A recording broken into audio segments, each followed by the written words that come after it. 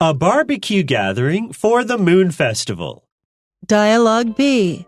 Yi-Ting and Carl are figuring out what to buy for the barbecue before going to the supermarket. I'm excited to get cooking this afternoon. Me too. We have to pick up a few things before we can start though. What's the first item on our shopping list? Well, we have pork and beef listed. Oh, I can't eat pork. Can we get some seafood instead? Of course, seafood like fish and shrimp is perfect for a barbecue. Next on the list are some vegetables.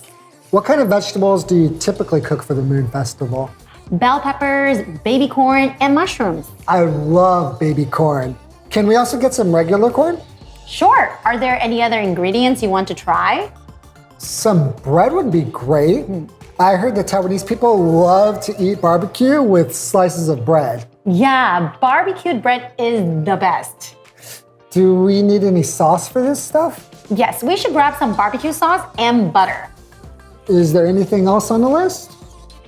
I think that's about it. My parents got the rest of the barbecuing supplies yesterday. Okay, let's head to the supermarket and come back as soon as possible. I'm starving.